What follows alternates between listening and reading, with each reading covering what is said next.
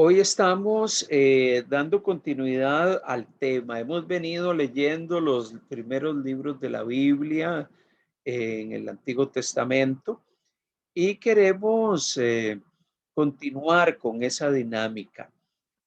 Hoy estamos iniciando a reflexionar sobre algunos aspectos importantes relacionados con el libro de Ruth. Este libro es un libro que interesantemente leemos después del libro de Jueces. Nuestras Biblias en castellano ubican el libro después del libro de Jueces. Y es que históricamente los sucesos que allí se narran, los sucesos que allí se cuentan, son acontecimientos que se dan precisamente en la época, en ese periodo de tiempo de los jueces.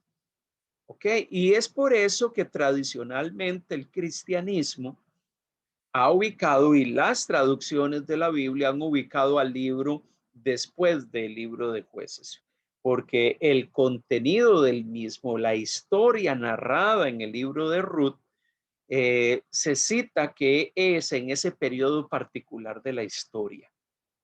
Pero como vamos a ver, la tradición judía, la tradición hebrea, ubica el libro en otro lugar. Si usted tuviese una Biblia hebrea, bueno, recuerde que el judaísmo, la Biblia hebrea, usted solamente va a encontrar los 39 libros del Antiguo Testamento. Ellos en su documento sagrado, ellos no incluyen los libros del Nuevo Testamento. Para ellos, los libros sagrados son aquellos 39 libros que nosotros tenemos en el Antiguo Testamento. Ellos ubican a Ruth y consideran a Ruth de una manera y lo ven de una manera un poco diferente a como nosotros lo vemos. Y lo vamos a estar hablando ahora para poder mirar algunos detalles interesantes acerca de este libro. Creo que todos hemos leído el libro, unos cuantos capítulos con una hermosa historia, una historia con un estilo hermoso, muy conmovedora, sumamente impactante. Es casi como si usted estuviese leyendo una novela. Por eso algunos han llegado a plantearse, bueno, ¿qué es este libro? ¿Será una novela o será una novela histórica? O sea, cuenta la historia de alguien, las circunstancias, los eventos alrededor de la vida de alguien, de un personaje, en medio de un momento histórico particular. ¿O será que es una historia ficticia? Bueno, algunos en algún momento han planteado que la historia que allí se cuenta no necesariamente es la historia, una historia verídica, sino alguien que inventó una historia. Bueno, el texto y el pasaje, el libro, no nos da la idea de ser una historia ficticia, más bien pareciese que se cuenta la historia de personas que fueron reales, que ciertamente vivieron, que ciertamente tuvieron una experiencia particular. Siempre ha existido un debate si es una novela histórica, si es una novela ficticia, pero el libro, cuando usted lo lee y ve los detalles significativos del mismo, usted se percata de que ciertamente es una historia que se fundamenta en un hecho real, en personajes que vivieron, que tuvieron una y experimentaron una vivencia muy particular.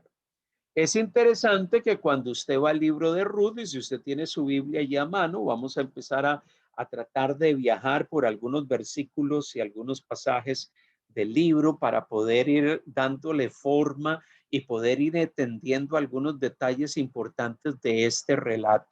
Dice el versículo 1. Dice, aconteció en los días que gobernaban los jueces, que hubo hambre en la tierra. Dice esa primera parte del verso 1, que en los días que gobernaban los jueces, el marco histórico que pone el escritor es que el relato se da en un momento particular de la historia de Israel. el periodo de los jueces, un periodo extenso de varios siglos, donde Dios levantó jueces en medio de Israel. Y como ya vimos en el libro de Jueces, esos hombres Dios los utilizó como un instrumento para traer liberación al pueblo de Israel en tiempos de opresión, en tiempos difíciles, en tiempos de angustia, en tiempos de dificultad. Entonces, este pasaje de la Escritura nos plantea en el libro de Ruth, capítulo 1, versículo 1, que los acontecimientos se dieron en esa época. Y es por eso que tenemos, o que nuestras Biblias cristianas, nuestras traducciones ponen al libro al lado de Jueces, por esa misma razón, porque el relato histórico que se cuenta se desarrolla en ese momento en particular de la historia. Pero si usted sigue leyendo la segunda parte del versículo 1 hasta el versículo 5, pareciese que la intención del autor, del que escribe este libro, es que la historia fuese recibida como una obra histórica real, que involucra no necesariamente a personas importantes de la historia de Israel, porque los personajes que aquí se citan eran gente común, eran gente del pueblo, era como una de tantas familias en Belén de Judá. Y dice la historia a partir de la segunda parte del versículo 1 y hasta el versículo 5, dice de la siguiente manera: y un varón de Belén de Judá fue a morar en los campos de Moab, él y su mujer y sus dos hijos. El nombre de aquel varón era Elimelec y el de su mujer Noemí. Y los nombres de sus hijos eran Malón y Kelión, efrateos de Belén de Judá. Llegaron pues a los campos de Moab y se quedaron allí. Y murió Elimelec, marido de Noemí, y quedó ella con sus dos hijos, los cuales tomaron para sí mujeres moabitas. El nombre de una era Orfa y el nombre de la otra Ruth. Y habitaron allí unos 10 años. Y murieron también los dos, Malón y Kelión, quedando así la mujer desamparada y de sus dos hijos y de su marido. Sea, una historia que cuando miramos la introducción y se nos involucra, se nos mete en la historia, se nos dice que esta familia que era de Belén de Judá decide movilizarse de donde ellos vivían a la región de Moab. La región de Moab era una región relativamente cercana, pero era una región que no era una región judía. Era una región de moabitas y los moabitas eran descendientes de Lot. Lot había tenido a un hijo con su hija y de ahí nació Moab. Entonces, los descendientes de este hombre llamado Moab se llamaron moabitas. Eran descendientes de Lot, que tuvo una relación con sus hijas y de una de ellas nació este hombre llamado Moab. En esa región vivían estas personas y deciden moverse a esa región, particularmente por una situación que los obligó a tener este movimiento.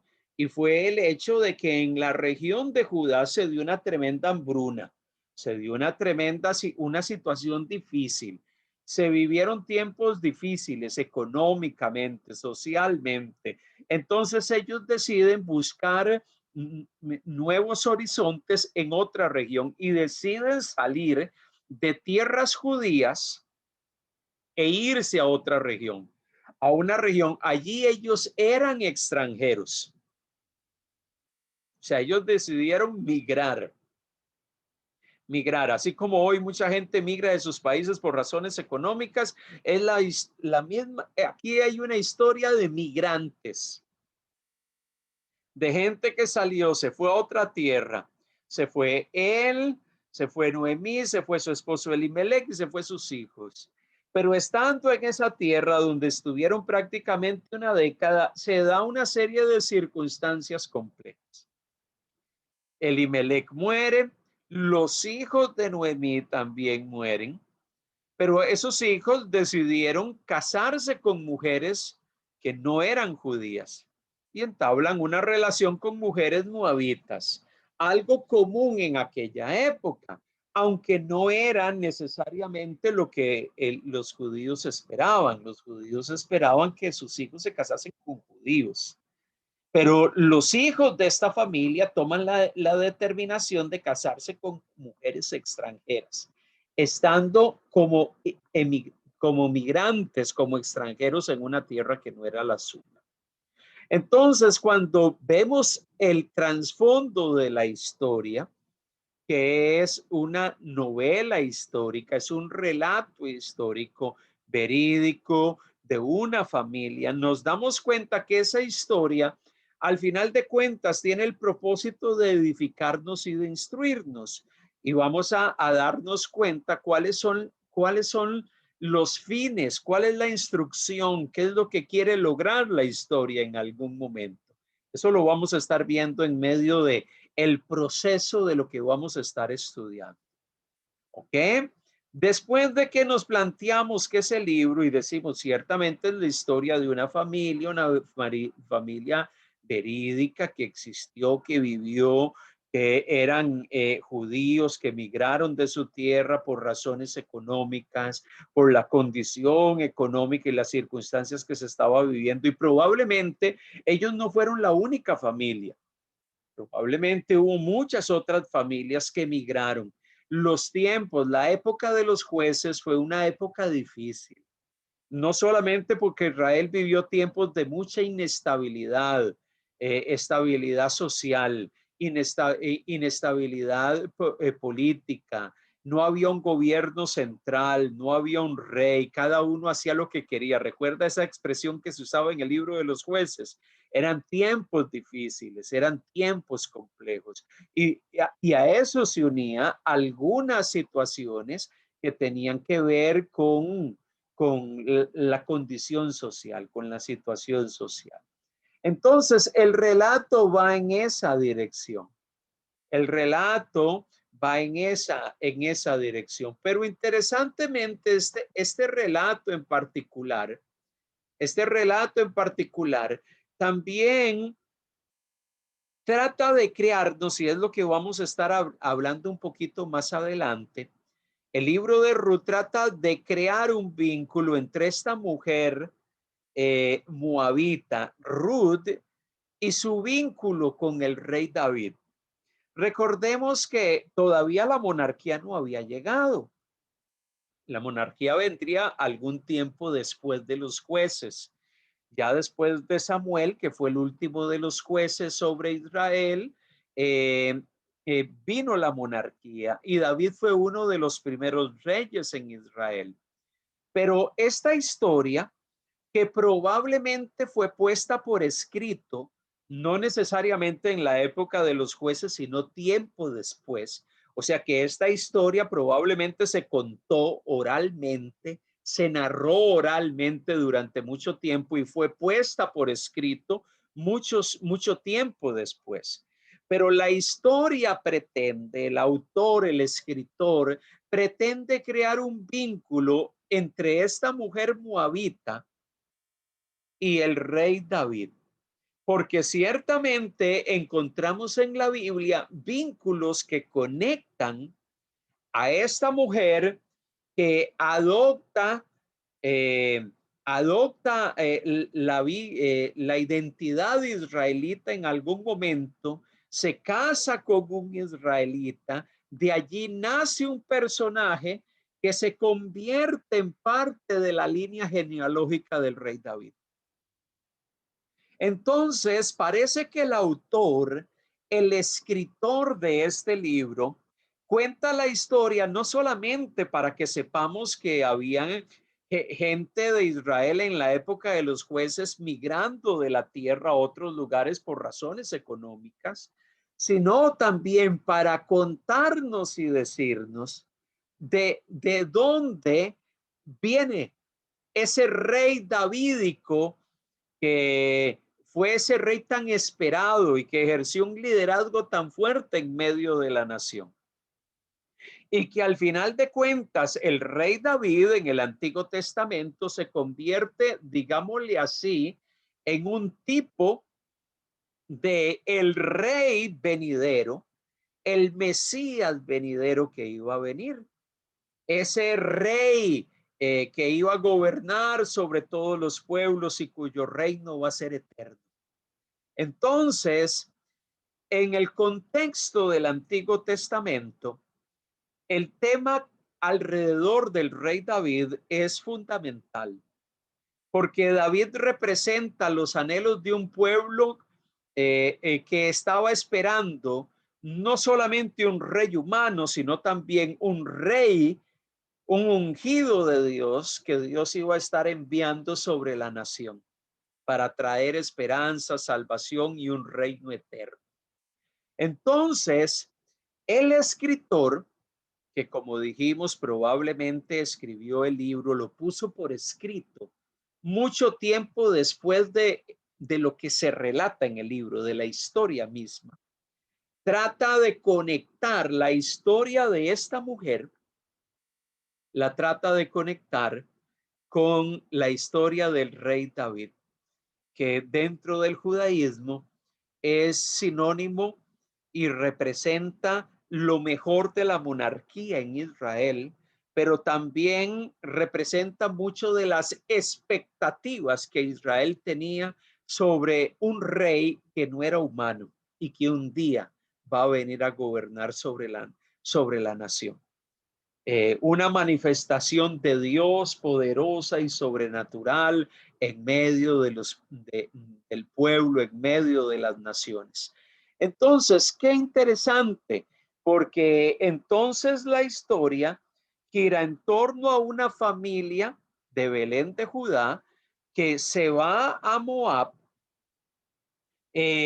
Allí desarrolla parte de su vida, se dan una serie de acontecimientos en ese lugar. Noemí, que es la única que queda de esa familia que emigró a Moab, regresa, decide regresar a su tierra, decide regresar a Judá, y en medio de ese retorno, una de sus nueras decide: yo voy a retornar contigo. Yo definitivamente, yo no me quedo en Moab, yo me voy contigo. Y la historia gira en torno a esa mujer. La historia gira en torno, por eso el nombre del libro, Ruth. Gira en torno a ella, lo que sucedió con ella, cómo ella llega a la tierra de Judá siendo extranjera, y se dan una serie de acontecimientos que empiezan a dar forma a lo que se convertiría en una hermosa historia de la cual se desliga, que surge, ¿cómo se llama? Toda la línea, toda la ascendencia o toda la línea davídica. Y es por eso que esta historia es importante en medio de los relatos del Antiguo Testamento. Recordemos que los moabitas, y lo mencionamos anteriormente, eran descendientes de Moab y hijo de Lot con su hija. Eso lo narra Génesis capítulo 19, verso 36 al 37, que allí está en la pantalla y lo puede leer en su Biblia. Las dos hijas de Lot concibieron de su padre y dio a luz la mayor un hijo y llamó su nombre Moab, el cual es padre de los moabitas hasta hoy. Se dan una serie de circunstancias alrededor de la vida de Lot. Él concibe hijos con sus hijas y uno de ellos es este personaje particular. Esta familia judía, esta familia hebrea, va a tierra de Moab. Allí muere Elimelech, allí mueren los hijos de Noemí. Y lo más interesante de todo es que esta historia corta, esta historia que pareciese un relato sencillo, un relato, una historia muy básica de una familia hebrea, se convierte interesantemente para muchos de los escritores de la Biblia en una historia tremendamente significativa, porque como les dije, Esta mujer llegó a convertirse, Ruth, llegó a convertirse en parte de la línea mesiánica de donde surge el Mesías. Es por eso que Mateo, capítulo 1, versículos 5 y 6, cuando el evangelista Mateo narra o menciona la genealogía, y las genealogías tenían el propósito de llegar y decir que alguien era parte de una línea familiar particular. Entonces, Mateo y Lucas presentan dos genealogías de Jesús. Una según la línea paterna, según la línea de José, y una según la línea materna, según la línea de María. Pero interesantemente, en la genealogía de Mateo, se menciona en Mateo capítulo 1, versos 5 y 6, que Salmón engendró a Rahab, de Rahab a Boz. Boz, el personaje, o Boaz, el que en otras versiones de la Biblia, cuando se menciona el personaje, dice Boaz. En nuestra Reina Valera dice Boz. Llega y dice, engendró de Rahab, de esta mujer, a Boz. Y Boz engendró de Ruth a Obed. Y Obed a Isa. A Isa. Isaí engendró al rey David, y el rey David engendró a Salomón, de la que fue mujer de Urías. Y esas genealogías básicamente lo que están queriendo decir es, esta es la línea de la cual se levantó el rey David, esta es la línea de ascendencia de Jesús. O sea, las genealogías tenían el propósito de comprobar, de demostrar que alguien pertenecía a una línea genealógica. Mateo cita su genealogía del capítulo 1 para confirmar que Jesús viene de esa línea de David. Él es aquel enviado de Dios que Dios había prometido a David que iba a levantar, un rey cuyo reino eterno, un rey que iba a juzgar con justicia. Entonces, las genealogías tenían ese propósito, pero lo interesante es que Mateo cita a Ruth como parte de esa genealogía. Interesantemente, en un contexto, en este contexto, entonces, ella es parte de la línea genealógica de David. Ella es la madre, porque dice entonces aquí engendró de Ruth a Obed, y Obed engendró a Isaí, y Isaí engendró al rey David. O sea que Isaí era el papá de David, pero ¿cómo se llama? Obed era su abuelo, y Obed era el hijo de Ruth. Al final de cuentas, cuando vemos este tipo de conexiones, nos damos cuenta que los autores bíblicos, cuando escriben una historia, siempre tienen el propósito de que podamos mirar más allá de la misma historia. Es que el relato de lo que sucedió con Ruth no era simplemente como esas historias de la televisión donde escuchamos a alguien que le sucedió algo, le aconteció esto y que luego se casó, tuvo hijos y vivió feliz para siempre. La historia de Ruth es una historia que el autor procura usar para decir que todo lo que sucedió con esta familia era parte del propósito divino para que a través del cumplimiento de los planes y los propósitos divinos, Dios iba a levantar una línea familiar de la cual iba a surgir el principal rey de Israel, que era David. Entonces, en medio de todo esto, cobra sentido que la historia de Ruth es parte de una, digámosle así, una trama histórica mayor. O sea, la historia de esta familia es parte de una historia más grande. ¿Cuál? La historia de salvación. O sea, esta historia, el relato de esta mujer, de su encuentro con vos, el que se case con él, el que de él engendre a Obed, y que se explique de que de allí surge toda la línea davídica, es una forma de reafirmar que Dios estaba cumpliendo sus propósitos. Dios hizo traer a una mujer extranjera a tierra de Israel, a una moabita, para llegar a recoger espigas en medio de una parcela, conocer a un hombre, a un judío. Se da toda una negociación, como vamos a ver ahora, para ¿cómo se llama? Redimir una tierra y redimir a una mujer que era viuda.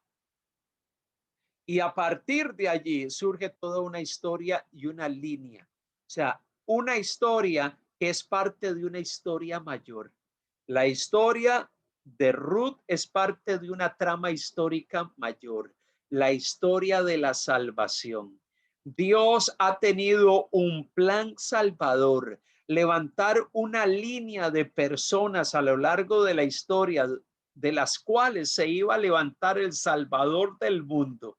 Jesús, quien vino a habitar en medio de nosotros para morir en una cruz, otorgarnos salvación y esperanza a pecadores y a través de él poderse concretar el plan salvífico de Dios. Esa es la historia mayor.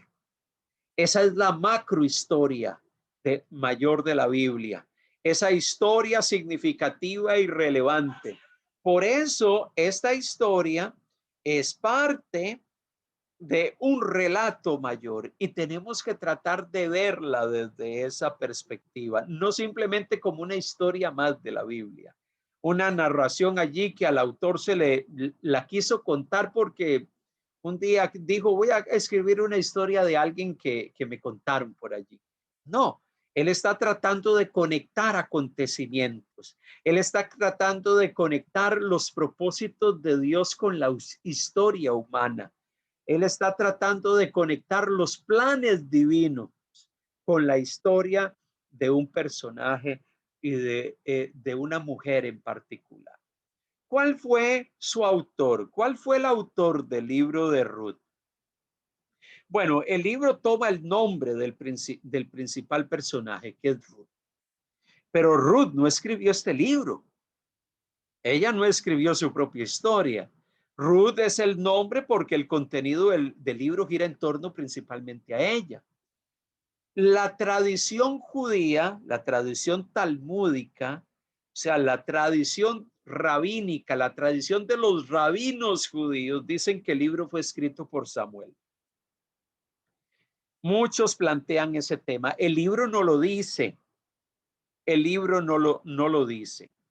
No lo menciona, no menciona a Samuel, no menciona a nadie en particular, no nos da indicios, no es explícito. El libro no nos llega y nos dice, este fue el autor del libro, tal persona decidió escribir, no aparece por ningún lado. Así que todo lo que pueda decir los judíos o lo que podamos decir nosotros los cristianos son hipótesis, porque no tenemos un planteamiento definitivo de quién lo pudo haber escrito. Pero algunos dicen probablemente fue Samuel. En el judaísmo se tiene esa posición de que probablemente fue él y él cuenta una historia propia de su época, porque él fue el último de los jueces. Lo interesante es que este autor, de una forma muy significativa, cuenta una historia en una sociedad dominada por hombres, donde los personajes principales de la historia son mujeres. Interesante. Dos mujeres cuyas acciones son recompensadas. Una mujer abnegada como Noemí, pero también una mujer muy determinada y cargada de fidelidad como Ruth. Al final de cuentas se menciona a Elimelech, se menciona a sus hijos, pero ellos nada más son citados. La historia gira en torno a estas dos mujeres, a la experiencia, inclusive la otra nuera de Noemí, Orfa, es mencionada y algunas cosas que ella expresa, pero la historia no gira en torno a ella, gira en torno a dos mujeres en particular, cuyas acciones son recompensadas por parte de Dios. Y a través de ella se va tejiendo esta hermosa historia. Es algo interesante porque el autor decide contar la historia desde la perspectiva de ellas, algo que no era común en el mundo antiguo. En el mundo antiguo, como les dije, en una sociedad dominada por hombres, las historias giraban en torno a personajes varoniles, en torno a personajes a hombres, no a mujeres. Pero es muy significativo eso, porque pareciese que el autor bíblico pone de manifiesto que Dios opera y hace cumplir sus planes y sus propósitos, utilizando y actuando y operando inclusive a través de mujeres. En medio de sociedades tremendamente controladas por posiciones hebreas. Recordemos que en el contexto hebreo, algunos rabinos en el contexto hebreo escribían, no tengo aquí anotaciones, voy a ver si se las doy posteriormente. Algunos de sus escritos, ellos expresan que la opinión de una mujer o que el testimonio de una mujer en medio de un litigio era un testimonio que no era válido. En el mundo antiguo, el testimonio de la mujer no era tomado en cuenta como un testimonio válido. En el contexto hebreo, inclusive los rabinos llegaban y decía que si habían testigos de un hecho, de un acontecimiento y habían como testigos mujeres, el testimonio de no era válido para poder dar un dictamen de carácter legal. Imagínense las connotaciones. En el mundo antiguo esos eran criterios que se usaban. Eran sociedades marcadamente, digámosle así, de corte machista. Ajá. Eh, Fundamentada en los hombres. La mujer tenía su posición, tenía su rol, pero era subordinado. Es muy interesante que el autor bíblico tome la decisión de contar una historia, la vincule con el rey David y esa historia sea una historia de dos mujeres. Significativo, interesante. Por lo menos para mí es una forma en que Dios llega y dice que Dios es capaz de poder utilizar y de cumplir sus propósitos, inclusive a través de mujeres. Porque Dios es así. Dios opera de esa manera y ciertamente en los relatos del Antiguo Testamento encontramos a muchas mujeres que fueron jueces, como Débora. Encontramos a muchas mujeres que profetizaban, Hulda, y muchos otros eran profetisas en Israel, no solamente hombres. Entonces, en medio de todo esto, es un hecho interesante. La providencia de Dios en sus vidas jugaron un papel en la venida del Mesías. Ciertamente hay mujeres inclusive que se citan en las genealogías de Mateo y de Lucas. No vamos a leerlas, pero esas genealogías que llegan y dicen Jesús, el Mesías, el enviado de Dios, esta es su línea genealógica. Y dentro de esa línea aparecen mujeres y son citadas, son mencionadas en los documentos formales en las sociedades antiguas. Ni siquiera se citaba a las mujeres, se citaban solamente a los hombres. Nuevamente, porque en ese sentido, el propósito divino es que tengamos claros que dentro de los planes y de lo que Dios hace a lo largo de la historia, Dios utiliza, Dios usa, Dios actúa y opera. Y en medio de su actuar y de su operar, se manifiesta, habla y opera también a través de mujeres, interesantemente. Pero es un hecho significativo que encontramos a lo largo del testimonio del Antiguo Testamento. Ok, ¿cuál fue su autor? Bueno, el autor, el que escribió este libro, está en sintonía con el propósito revelado de Dios de bendecir a todas las familias de la tierra. Recuerda la promesa que Dios le hizo a Abraham en Génesis 12, versículo 3, de que a través de él iban a ser bendecidas todas las familias de la tierra. Probablemente el autor bíblico tenía claro de que el propósito de Dios era de que todas las familias de la tierra fueran bendecidas, conociesen de Dios, tuviesen una experiencia con el Dios verdadero. Es que ese ha sido siempre el plan divino. Ese siempre ha sido el propósito divino. El propósito divino y que le reiteró Dios a Abraham en Génesis 12 es que a través de aquella descendencia que él iba a tener, las familias de la tierra iban a experimentar la bendición de Dios. Entonces, cuando hablamos del libro de Ruth, probablemente el autor tenía claro que esta historia que se conectaba y este personaje, Ruth, que se conectaba con David particularmente, era parte del propósito divino de Dios cumplir sus planes redentores con la humanidad. David, el rey David, fue parte del propósito redentor de Dios. Dios lo utilizó a él como un instrumento particular y poderoso para cumplir sus propósitos. Dios de la línea davídica levantó al Mesías, al ungido de Dios que vino a habitar en medio de nosotros. Entonces, por eso, la historia tenemos que conectarla con David y con los propósitos divinos, que siempre han sido propósitos de salvar al hombre, de rescatar al hombre de su condición y de traer esperanza y redención. Mire, el mensaje en sí de Ruth es un mensaje de redención, porque Ruth fue redimida de su condición, como lo vamos a ver.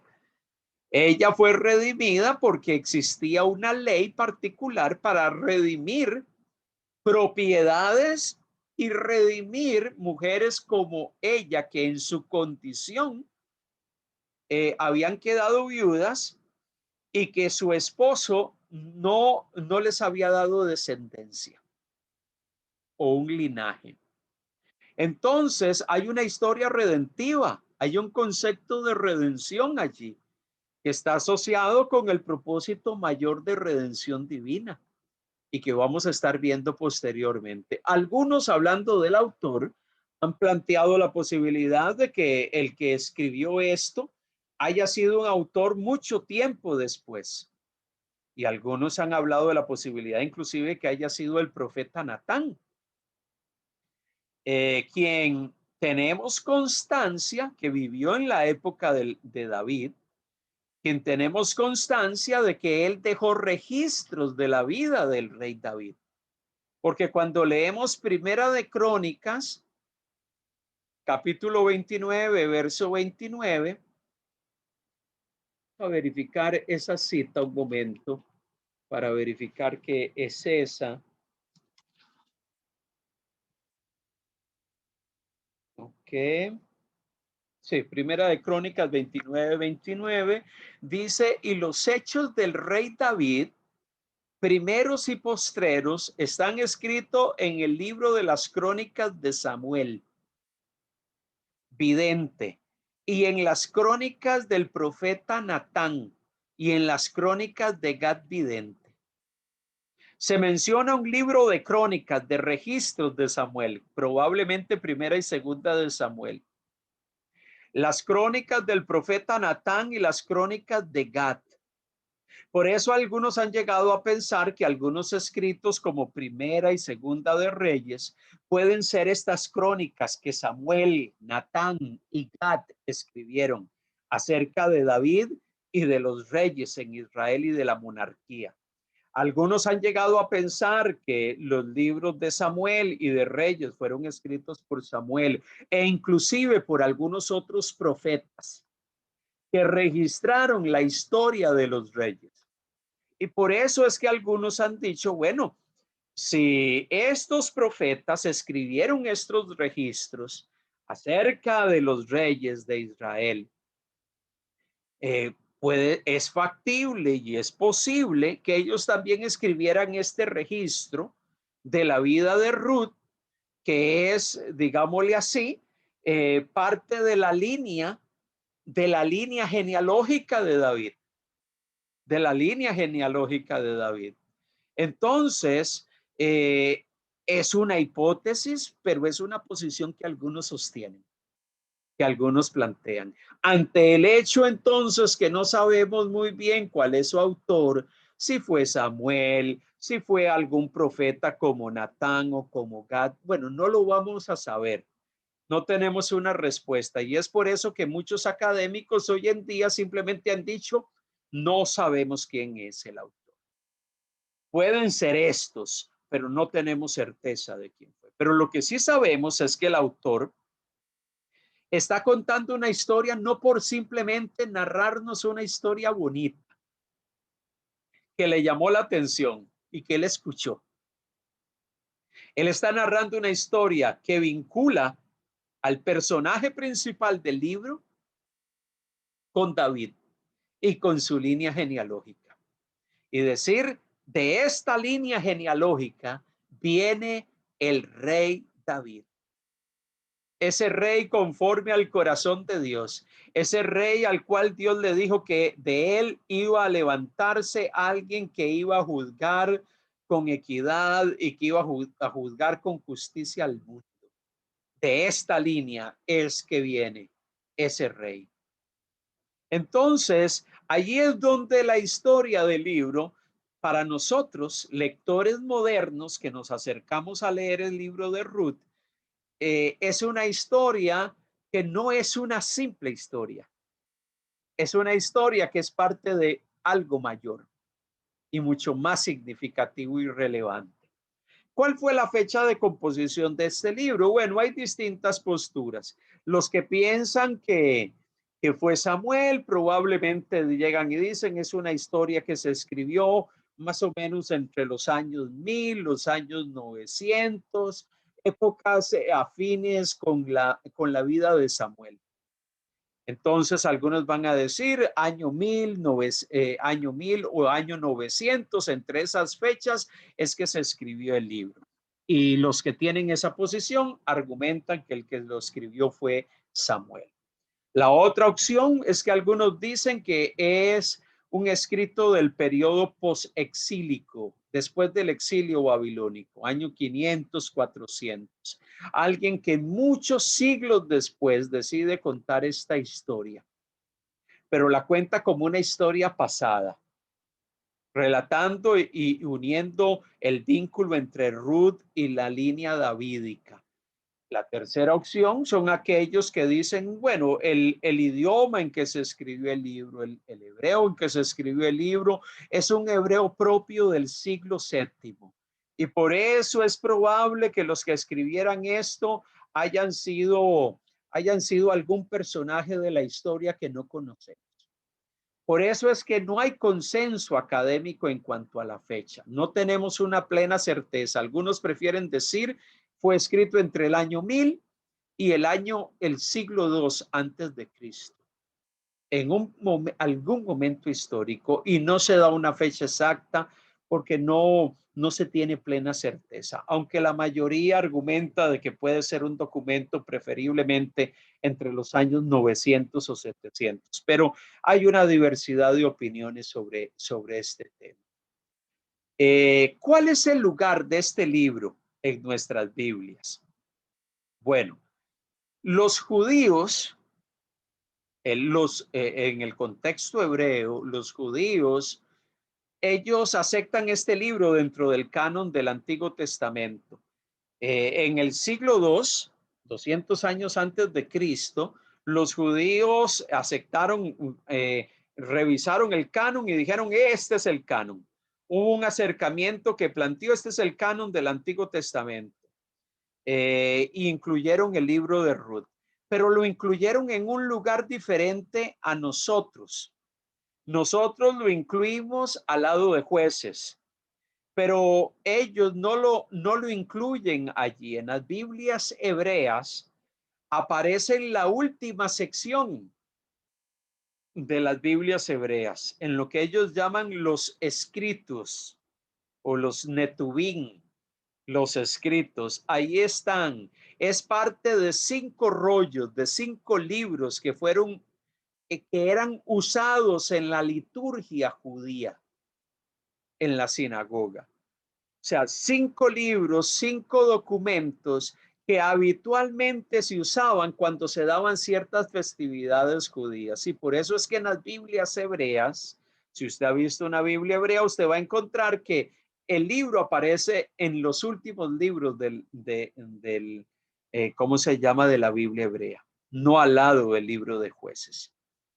Y este libro, normalmente los judíos hasta el día de hoy lo usan cuando celebran Shabbat.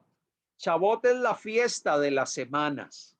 Es una festividad que se celebra en el año y que conmemora la entrega de las tablas de la ley por parte de Dios a Moisés en el monte Sinaí. O sea, que cuando se celebra, se conmemora que Moisés recibió las tablas de la ley en esta fiesta en particular, que la Biblia la llama la fiesta de las semanas, en hebreo se llama Shabbat. Allí se lee el libro de Ruth.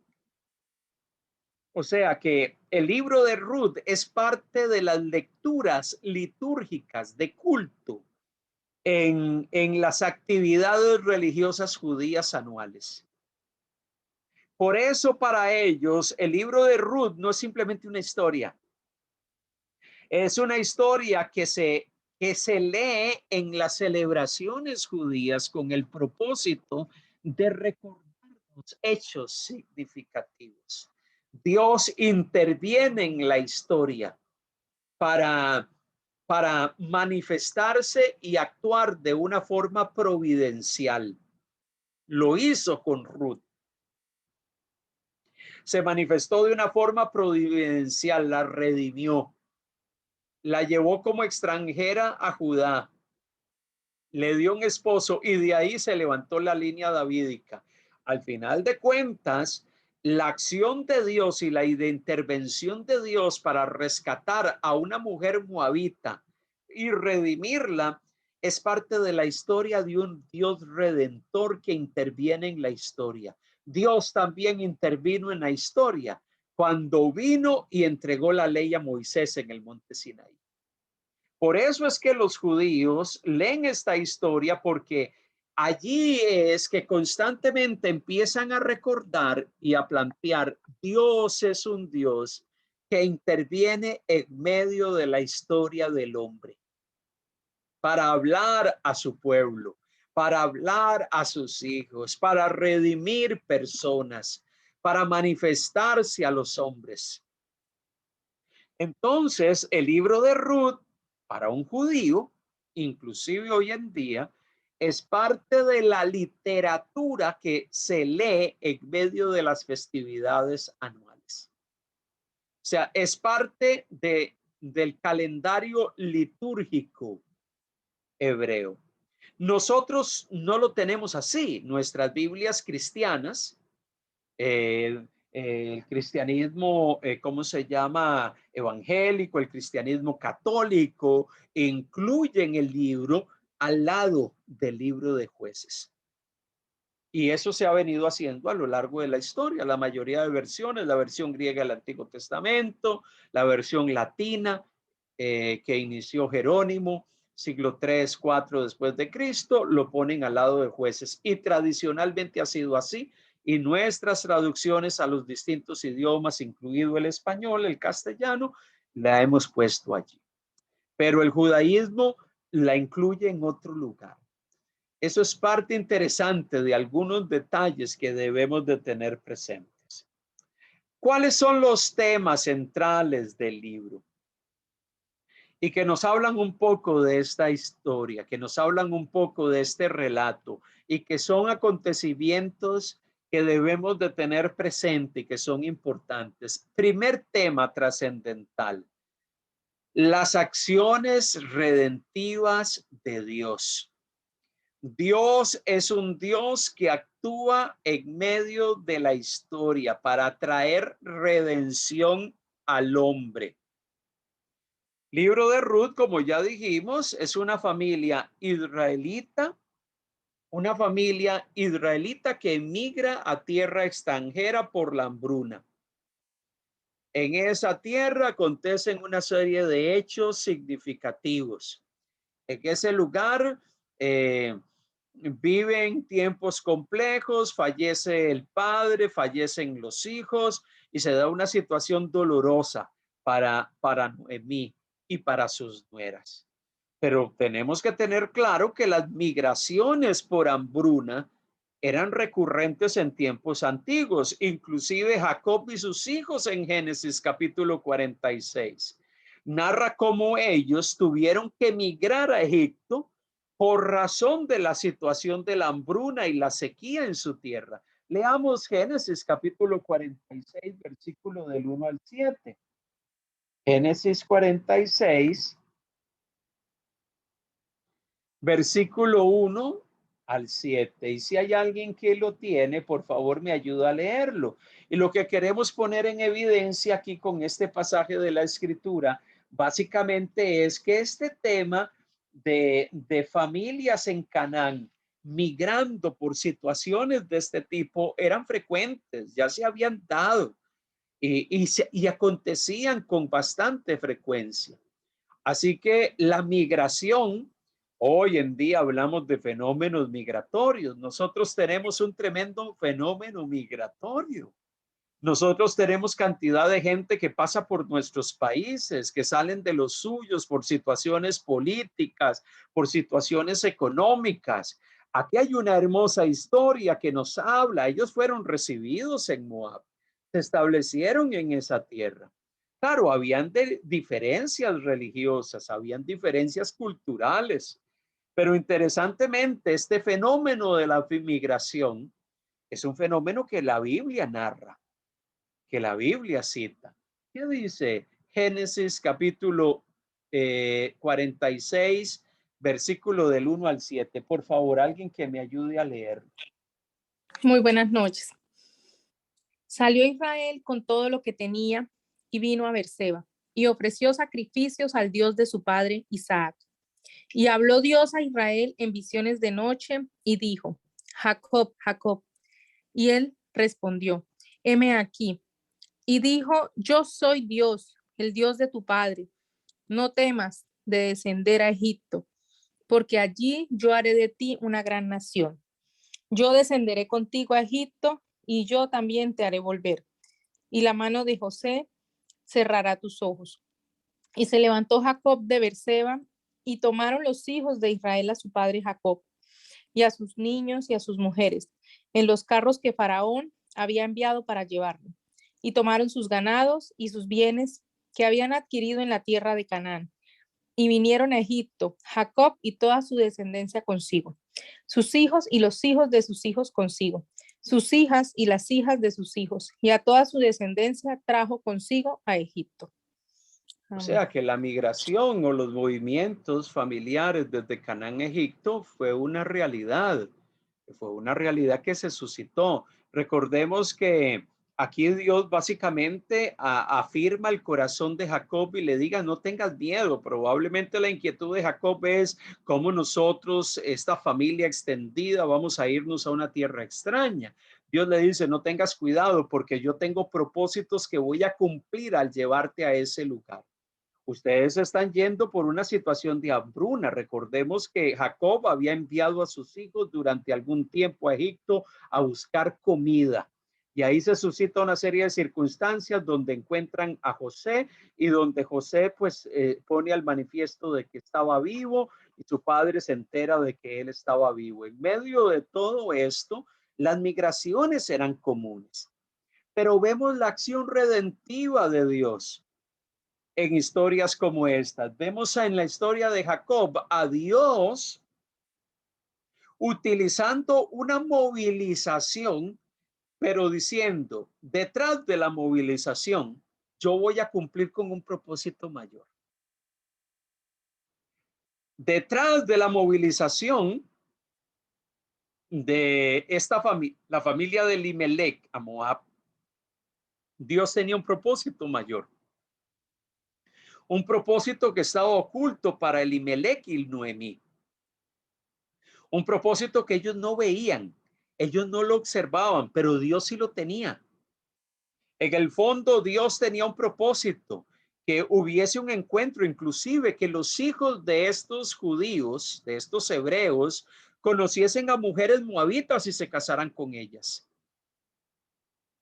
Algo que tal vez en el contexto cultural no era aceptable o que en aquel momento para un judío tal vez algunos podrían haber cuestionado, pero que al final de cuentas se convirtió en la forma y en el instrumento que Dios utilizó. ¿Para qué?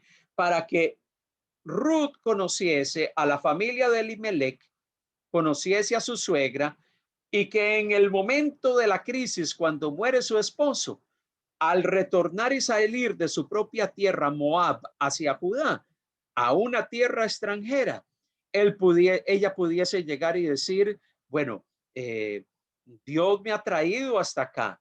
Noemí, yo voy a decidir que tu Dios va a ser mi Dios y tu pueblo va a ser mi pueblo. Detrás de esa decisión, detrás de todo eso, había un propósito mayor de Dios.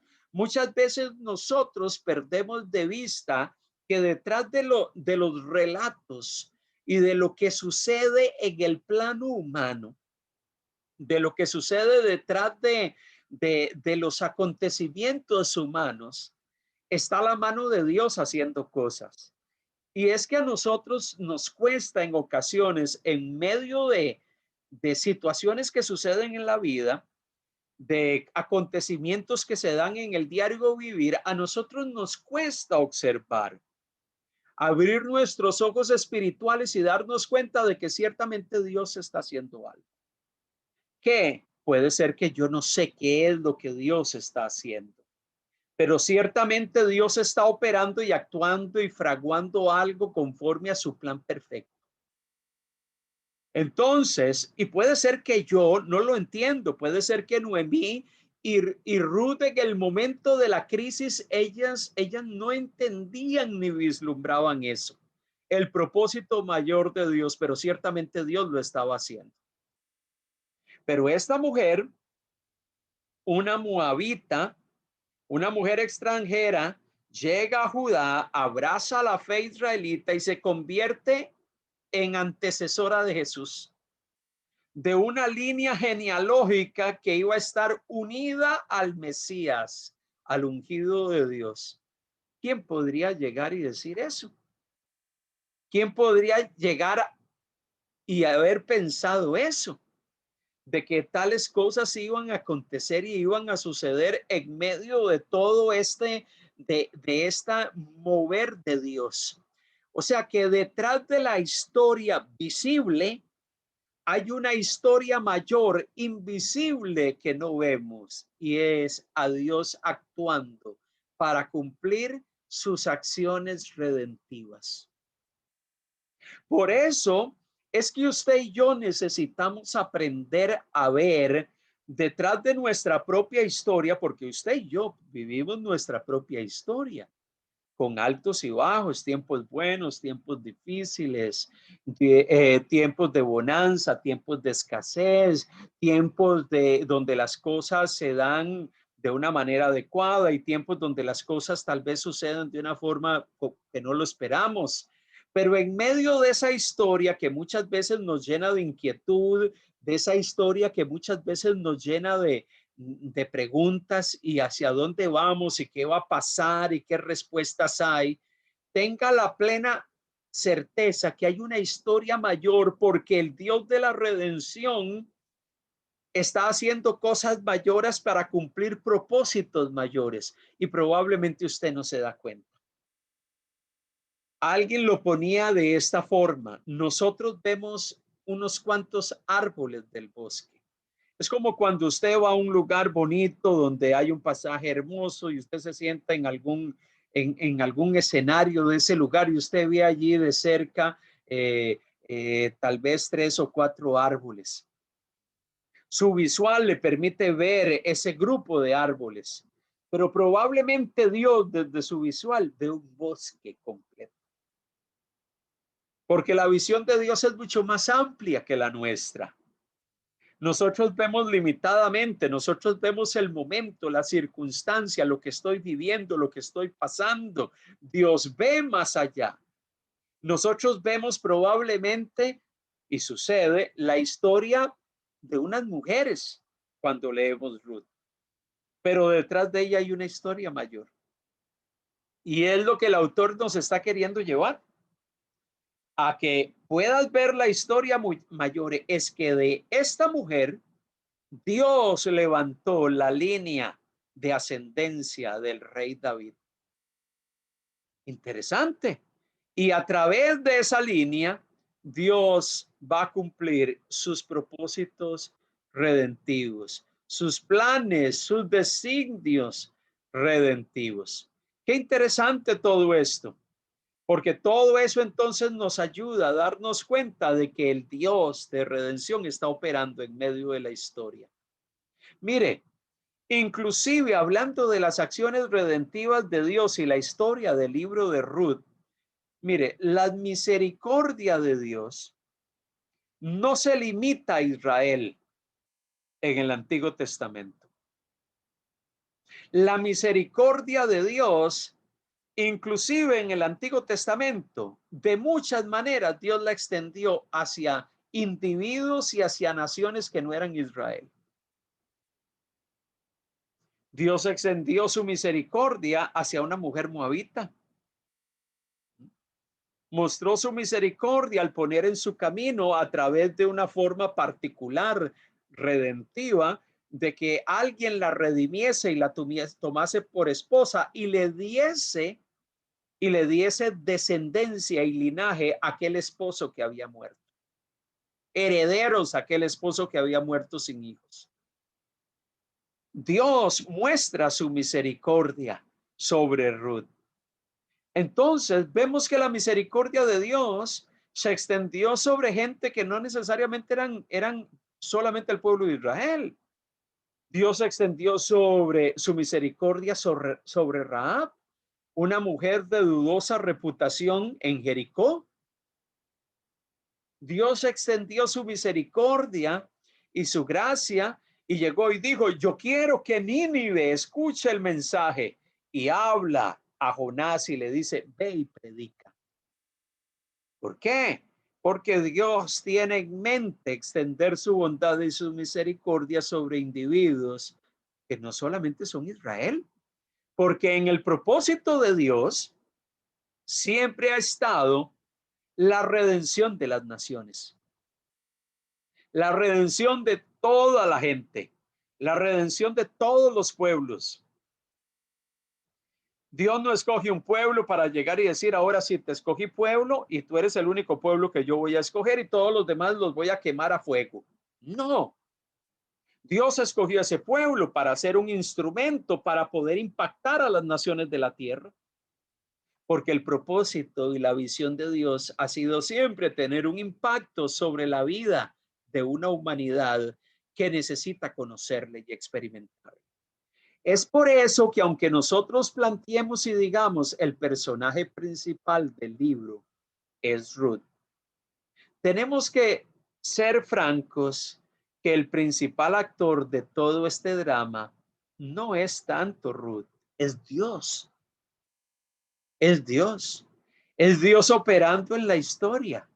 Es Dios trayendo redención sobre una mujer y sobre su familia. Es Dios levantando una línea genealógica para cumplir los propósitos de que el Mesías viniese y se manifestase en medio de la humanidad. Es Dios. Muchas veces nosotros nos acercamos a la Biblia y pensamos que los personajes principales son Moisés, son David, es Ruth. No, es que es Dios. Dios actuando en medio de la historia de los hombres. Esta historia y un tema fundamental cuando hablamos de los actos redentivos de Dios es que Dios gobierna sobre los eventos de la vida. Dios gobierna sobre los eventos de la vida. Vemos la historia de Ruth y de Noemí y decimos: pobrecitas estas mujeres. Y decimos: ¿y dónde está Dios? Plantean algunos, en medio de una historia tan cargada de dolor, tanto sufrimiento que vivieron, tanta angustia que experimentaron. Pero Dios, en medio de esa historia, Él seguía gobernando en medio de todos los acontecimientos, porque Él es el Señor. Entonces, esta historia es una hermosa historia que nos habla de algunos momentos difíciles, pero nos hablan también de que aún en medio de esas circunstancias, las acciones misericordiosas y redentivas de Dios se extienden por parte del Señor hacia el hombre y en este caso hacia una mujer, Ruth.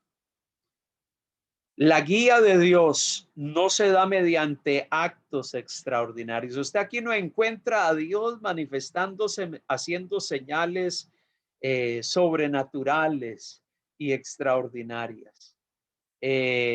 Mediante palabras proféticas de personas que vienen y dicen, esto ha dicho el Señor, escuchen, ¿no? La historia no narra nada de eso, sino que Él está. Vemos a Dios moviéndose en medio de las coincidencias, en medio de los planes humanos, en medio de los planes de Noemí cuando dice, ya yo no tengo que hacer nada en esta tierra, murió mi esposo, murieron mis hijos y me quedan 2 nueras. ¿Qué hago yo en tierra extranjera? Voy a regresar a mi tierra. Sabiendo que regresar a su tierra era un tremendo reto. Ella, una mujer viuda, que no tenía quien la sostuviese, quien velase por ella, asume ese reto. Alguien dirá, bueno, coincidencia que ella decida regresar. Coincidencia que Ruth fuese la nuera que decidió retornar a Judá. Pero sabe que en medio de las coincidencias, de aquellas cosas que algunos dicen que son asuntos del azar, dicen algunas personas por allí. En medio de eso que algunos hombres piensan que son situaciones que acontecen en medio de la vida, Dios opera con sus planes y da lo que yo llamo una guía causal. O sea, Él es el que guía todo a una causa, una guía causal, guía todo con un propósito. Dios es un Dios que se mueve en medio de las coincidencias, de aquello que sucede que uno pensaría que, bueno, sucedió. No, Dios opera en medio de eso. Cuando yo miro la historia de Ruth, me pongo a pensar cuántos de nosotros también no vivimos experiencias complejas, difíciles, y nos preguntamos, ¿por qué me pasa esto? ¿Por qué yo estoy en este punto viviendo y teniendo esta experiencia tan compleja? ¿Por qué es que yo estoy experimentando este momento tan difícil? ¿Por qué será que estoy experimentando estos tiempos de tanta dificultad? Y algunas personas llegan y dicen, qué suerte la mía. ¿Ha escuchado a personas usando esas expresiones? Qué suerte la que me tocó. ¿Ah? Pero sabe que en medio de aquellas situaciones que pareciesen ser casuales, Dios está operando. Porque el Dios de la historia opera y actúa, y no tenga duda en su corazón que aún en medio de los tiempos que pareciesen más oscuros, más difíciles, más complejos, el Dios de la redención, el Dios de misericordia, está trabajando, está actuando, está operando en medio de la historia. Qué hermoso eso. Qué hermoso eso, porque cuando vemos el desenlace de la historia de Ruth, decimos, ay, qué hermoso cómo termina la historia. Son como esas películas donde todos terminan felices, ¿verdad? Y decimos, ay, qué hermoso, qué bello todo eso. Pero todo eso no fue un asunto de la casualidad. Todo eso fue parte de un propósito divino que está inmerso en medio de la historia y de la trama mayor, que nosotros muchas veces no vemos, que no percibimos, que no discernimos. Pero Dios está operando en medio de todo eso. Y Dios sigue operando aún en medio de nuestra propia historia, en medio de nuestras propias circunstancias. En esta parte quiero hablarles de algo que se narra en el libro y que también pone un fundamento claro para entender algunas cosas que suceden con Ruth y que es el segundo tema principal que habla el libro. Es acerca de la famosa ley de Levirato, una ley que operaba se ejercía, se llevaba a cabo con el propósito de preservar un linaje familiar.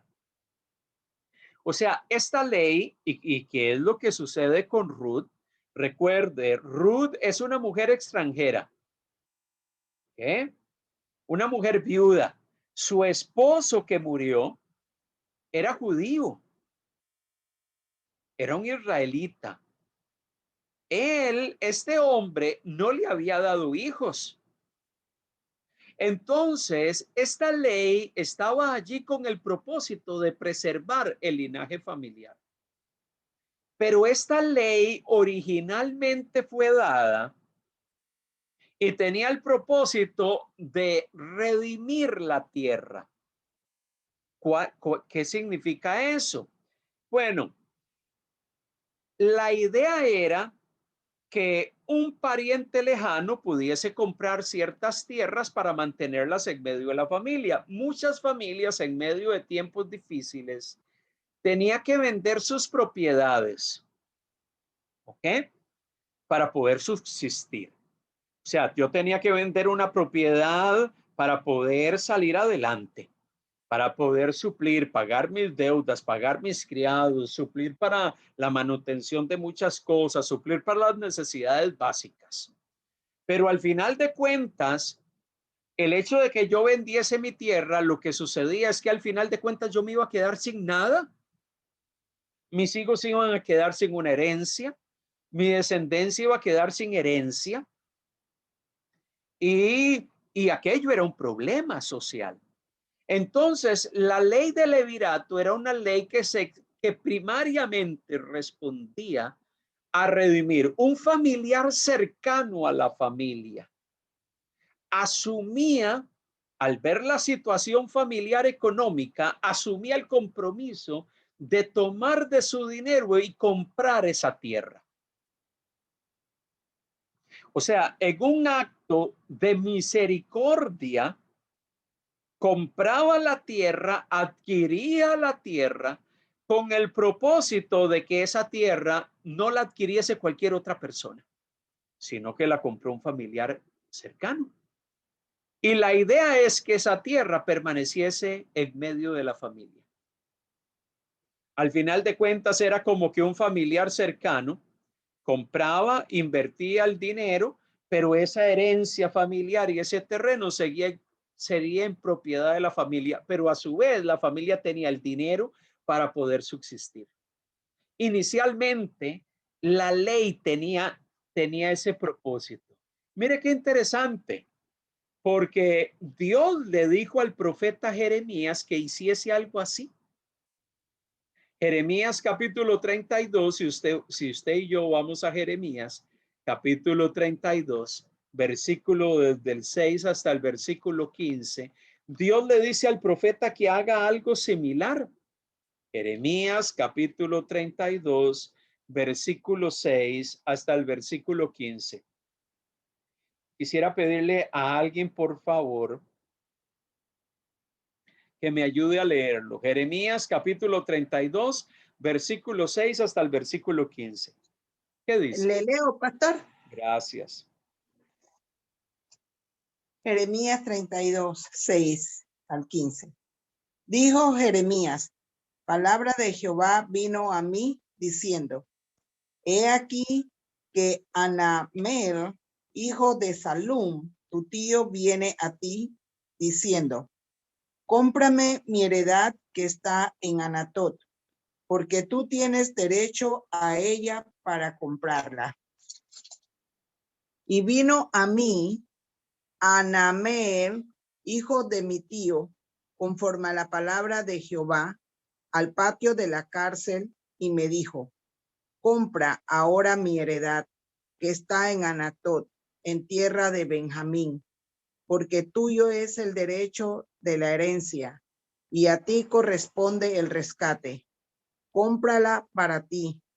Entonces conocí que era palabra de Jehová, y compré la heredad de Anamel, hijo de mi tío, la cual estaba en Anatot, y le pesé el dinero, 17 siclos de plata. Y escribí la carta y la sellé, y la hice certificar con testigos, y pesé el dinero en balanza. Tomé luego la carta de venta sellada según el derecho y costumbre, y la copia abierta, y di la carta de venta a Baruch, hijo de Nerías, hijo de Masaías, delante de Anameel, el hijo de mi tío, y delante de los testigos que habían suscrito la carta de venta, delante de todos los judíos que estaban en el patio de la cárcel. Y di orden a Baruch delante de ellos, diciendo: así ha dicho Jehová de los ejércitos, Dios de Israel: toma esta carta de venta sellada, y esta carta abierta, y ponlas en una vasija de barro, para que se conserven muchos días. Porque así ha dicho Jehová de los ejércitos, Dios de Israel: aún se comprarán casas, heredades y viñas en esta tierra.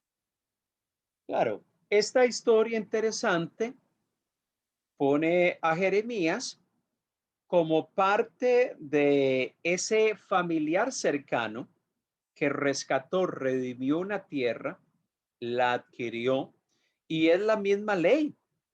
Una ley que tenía el propósito de que la propiedad quedase en medio de la familia.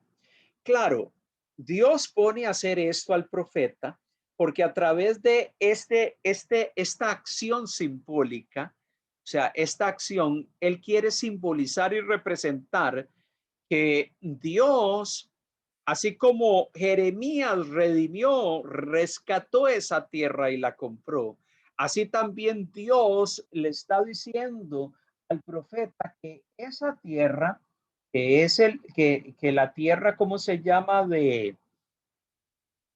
La tierra de Israel va a ser restaurada, va a ser restaurada. Se van a seguir comprando heredades y viñas en esta tierra, y era una forma de decir, aunque Israel va a ir cautivo, ellos un día van a ser restaurados nuevamente a esta tierra y van a poder seguir comprando viñas y van a poder seguir comprando tierras. Dios llega y le dice: Israel está experimentando sitio, va a ser conquistada, va a estar sufriendo, va a ser cautivo, pero en medio de su cautividad Dios los va a rescatar, los va a traer a su tierra y van a poder sembrar las viñas, van a poder comprar terrenos porque Dios los va a restaurar. Este acto que Dios pone a hacer al profeta Jeremías era una forma simbólica de llegar y decir: así como tú haces esta gestión legal de comprar esa tierra a ese familiar cercano, así también ten presente de que Israel un día va a retornar del cautiverio y va a poder también hacer nuevamente esto en la tierra, porque ustedes van a estar cautivos por un poco tiempo, 70 años de cautividad. Pero yo prometo, yo soy el Señor, de que ustedes van a retornar. Fue una forma de enseñarle al profeta de que así como él negoció esa tierra, según la ley del levirato,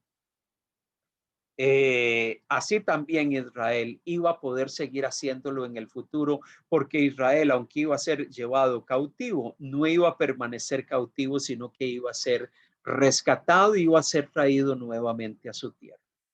Qué interesante todo esto, porque todo esto era parte de una ley que se estipulaba en Deuteronomio 25. Alguien se preguntará: ¿y dónde aparece registrado todo esto? Este tipo de leyes que se aplican a la historia de Ruth. Bueno, es que Deuteronomio ya había establecido Dios en el capítulo 25, versículo 5 al versículo 10, lo siguiente. Deuteronomio 25, del 5 al 10, llega y dice: cuando hermanos habitaren, Deuteronomio 25, del 5 al 10. Cuando hermanos habitaren juntos y muriere alguno de ellos y no tuviere hijo, la mujer del muerto no se casará fuera con hombre extraño. Su cuñado se llegará a ella y la tomará por su mujer y hará con ella parentesco. Y el primogénito que ella diere a luz sucederá en el nombre de su hermano muerto, para que el nombre de éste no sea borrado de Israel. Y si el hombre que no quisiere tomar a su cuñada, irá entonces su cuñada a la puerta de los ancianos y dirá: mi cuñado no quiere suscitar nombre en Israel a su hermano, no quiere emparentar conmigo. Entonces los ancianos de aquella ciudad lo harán venir y hablarán con él, y él se levantará y si él se levantara y dijere: no quiero tomarla, se acercará entonces su cuñada a él delante de los ancianos y le quitará el calzado del pie y le escupirá en el rostro y hablará y dirá: así será hecho al varón que no quiere edificar la casa de su hermano. Y se le dará este nombre en Israel: la casa del descalzado. Un hermano que redimía a la esposa de su hermano que había fallecido para darle descendencia. O sea, los hijos de que naciesen de esa relación iban a llevar el apellido del hermano muerto. La idea era que esa viuda no se quedase sin descendencia y ese hombre que falleció no se quedase sin descendencia. Había una ley de levirato. Ese hombre, ese hermano redimía a esa mujer y daba una línea. Mire, la ley se aplicaba a propiedades y se aplicaba a personas. Era una forma de redimir. Génesis 38, y lo cito para que usted lo pueda leer también. Allí se menciona cómo Tamar exige ese derecho a Judá, su suegro. O sea, que era una costumbre de la antigüedad. En el mundo antiguo, entonces, usted podía redimir a una mujer viuda al casarse con ella. ¿Quién? El familiar más cercano, el pariente más cercano, la redimía para darle descendencia. Pero también cuando había temas de necesidad financiera y se necesitaban vender tierras, pues también el familiar cercano asumía la responsabilidad de darles el dinero de esa tierra y hacer que la tierra permaneciese en medio de la familia. Qué interesante.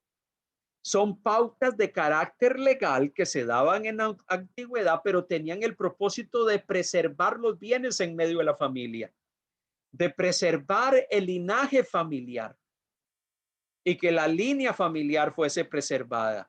Entonces, este tema que se suscita alrededor de la vida de Ruth, es un acontecimiento que tiene que ver con esto.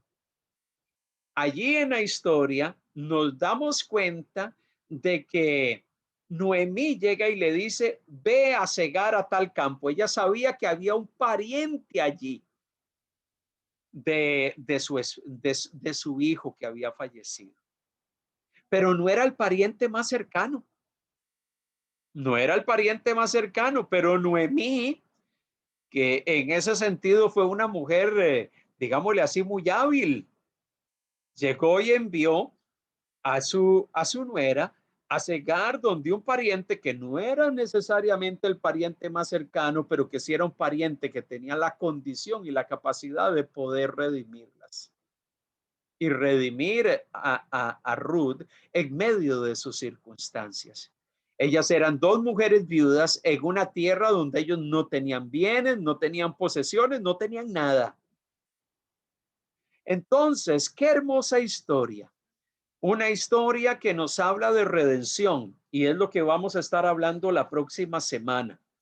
La historia redentiva, el acto redentivo se describe en el libro, y por eso parte de la tarea que vamos a estar haciendo durante esta semana hasta el próximo viernes es que vamos a leernos la historia propiamente. Vamos a ir a la Biblia, vamos a leer la historia y nos vamos a dar cuenta de los detalles. Nos vamos a dar cuenta de los detalles que allí se mencionan. Y nos vamos a enterar y a percibir cómo entonces Noemí procura que su nuera Ruth sea redimida, que se le aplique esta ley y que ella pueda tener descendencia y por ende su hijo muerto pueda tener un heredero de su línea familiar, porque ese heredero prácticamente asumía la posición casi de un hijo del que había fallecido, aunque su papá biológico era otro. Entonces, qué interesante todo esto. Dios operando una acción redentiva a través de una ley particular. Una ley que procuraba redimir, y ciertamente Noemí y Ruth fueron redimidas, experimentaron redención, fueron rescatadas de su condición por un pariente cercano. Y al ser rescatadas, dejaron de ser dos viudas que no sabían qué hacer, que tenían que espigar en los campos para poder subsistir, que no tenían a alguien que pudiese atenderlos en medio de sus necesidades. Allí vemos la intervención en medio de esta ley particular de alguien que asume el compromiso que tenía el esposo fallecido y asume un rol de responsabilidad sobre esta mujer. Entonces, cuando miramos eso y cuando lo apliquemos a nosotros, nos damos cuenta de que cuando nosotros también hablamos de la redención, también nosotros hemos sido redimidos de una condición. Nosotros estábamos en pobreza, estábamos sin poder experimentar la gracia divina y Dios intervino y a través de alguien cercano, Cristo Jesús, vino y otorgó redención. Él vino y nos otorgó redención para ser rescatados de nuestra condición. Mire qué analogía más interesante.